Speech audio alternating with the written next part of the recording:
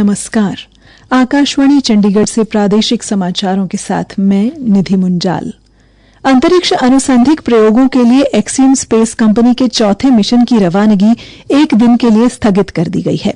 खराब मौसम के कारण यह निर्णय लिया गया। भारतीय अंतरिक्ष अनुसंधान संगठन के अध्यक्ष वी नारायणन ने बताया कि अब एक्सियम 4 मिशन भारतीय समयानुसार कल शाम 5:30 बजे केप कैनावरल के कैनेडी स्पेस सेंटर से भेजा जाएगा।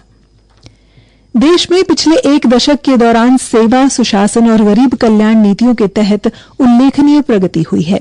आकाशवाणी समाचार पिछले 11 वर्षों में प्रमुख क्षेत्रों में सरकार के प्रयासों और उपलब्धियों पर विशेष श्रृंखला प्रसारित कर रहा है। इस कड़ी में आज हम पर्यावरण संरक्षण की दिशा में किए प्रयासों की जानकारी दे रहे हैं।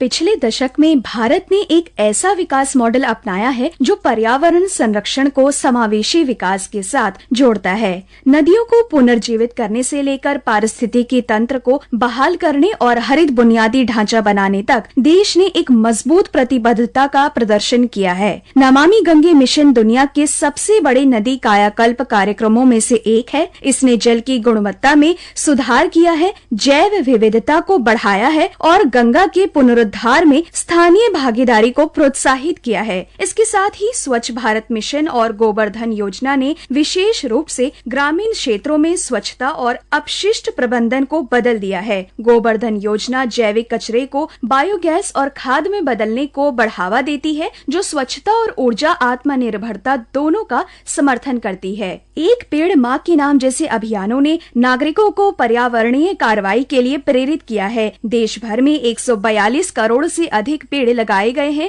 जो कार्बन अवशोषण और पारिस्थितिक बहाली में योगदान करते हैं। भारत ने वन्य जीव संरक्षण में भी महत्वपूर्ण प्रगति की है। प्रोजेक्ट चीता, प्रोजेक्ट लायन और विस्तारित प्रोजेक्ट टाइगर जैसी पहल आवास विकास और प्रजातियों की बहाली पर ध्यान केंद्रित करती है। भारत में अब 3682 बाघ हैं, जो दुनिया की जंगली बाघ आबादी का 75% से अधिक है। भारत में वर्तमान में 91 रामसर स्थल हैं, जो एशिया में सबसे अधिक है। इस दौरान तटीय और आर्द्रभूमि संरक्षण ने भी गति पकड़ी है। 13 भारतीय समुद्र तटों ने प्रतिष्ठित ब्लू फ्लैग प्रमाणन अर्जित किया है, जबकि अमृत धरोहर और मिष्टी जैसी योजनाएं आर्द्रभूमि और मैंग्रोव के संरक्षण को आगे बढ़ा रही है। विष्णु की रिपोर्ट के साथ समाचार कक्ष से वैष्णवी। विकसित भारत का अमृतकाल, सेवा, सुशासन, गरीब कल्याण के 11 साल।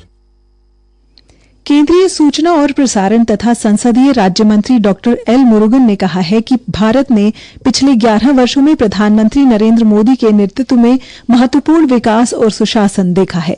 पुडुचेरी में संवाददाता सम्मेलन को संबोधित करते हुए उन्होंने कहा कि देश भ्रष्टाचार और कमजोर प्रशासन के एक युग से निकलकर पारदर्शी और जन केंद्रित शासन में परिवर्तित हो गया है।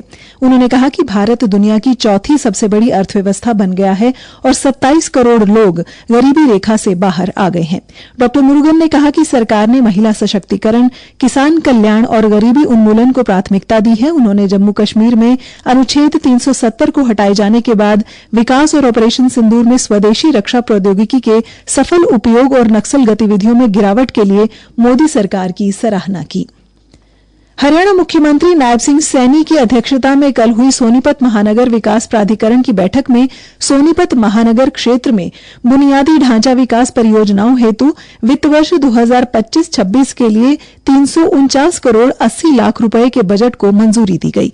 इस दौरान मुख्यमंत्री ने अधिकारियों को नगर निगम सोनीपत के नए भवन का निर्माण कार्य जल्द से जल्द पूरा करने के निर्देश दिए और जोर देकर सोनीपत महानगर विकास प्राधिकरण का कार्यालय नगर निगम भवन बनने के बाद उसमें स्थानांतरित करने को कहा, ताकि नागरिकों को अपने कार्यों के लिए अलग अलग दफ्तरों के चक्कर न लगाने पड़े।